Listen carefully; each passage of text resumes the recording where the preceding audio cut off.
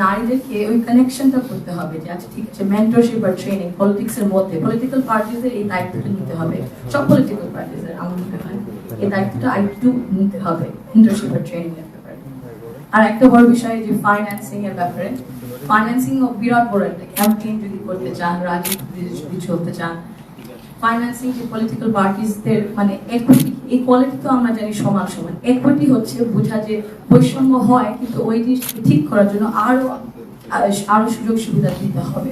তো ওইটা বলতে যদি ফাইন্যান্সিং নারী নেত্রীদের দেওয়া হয় তাহলে হয়তো বা এই জিনিসটা একটু মানে কমে আসবে, যে নারীরা তো পার্টিসিপেট করতে পারছে না রাজনীতিতে, এটা একটু কমে আসবে। এবং নারীদেরকে সুযোগও দেওয়া উচিত, বুঝতে আছে ঠিক আছে ওনার মানে মেধা আছে দাঁড়ানোর জন্য কোনো একটা লোকাল গভর্নমেন্টে না হলে কোনো একটা কনস্টিটিউয়েন্সিতে।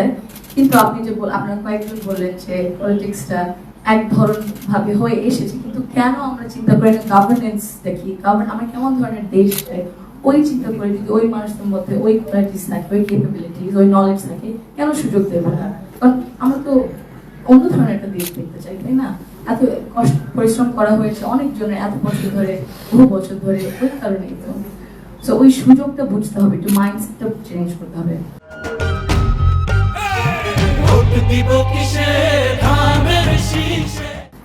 আরেকটা বড় জিনিস যেটা I think political parties should take more responsibility নারী নিরাপত্তার দিক থেকে in terms of cyberbullying R physical also safety.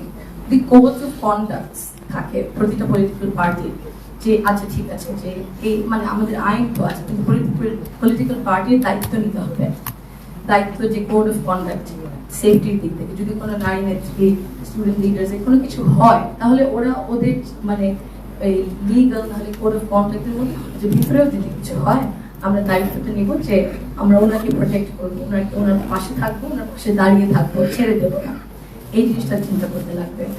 এবং ইনভেস্টমেন্ট, আপনার কয়েকজন বলেছেন ইনভেস্টমেন্ট বারবার, শুধু একবার দুইবার একটু মানে দেখানোর জন্য করলে হবে না, আমাদের বারবার ইনভেস্ট করতে লাগবে। আগে ইকুইটির ব্যাপারে যে বললাম বৈষম্যটা আছে, এই জন্য আরো চেষ্টা করতে হবে, ইনভেস্ট করতে লাগবে। আপনারা যে এত সুন্দরভাবে কথা বলেছেন, আপনাদের সাথে মানে একসাথে হয়ে যদি ইনভেস্ট করা যায়, পলিটিক্যাল পার্টিস যদি একটু more open to collaborating with civil society, with intellectuals, এত মানে মুক্তিযোদ্ধাদের সাথে, শিক্ষকদের সাথে, স্টুডেন্টসদের সাথে, লয়ার্সদের সাথে, তাহলে আমার মনে হয় মানে আমরা সুন্দর একটা দেশ করে তুলতে পারবো।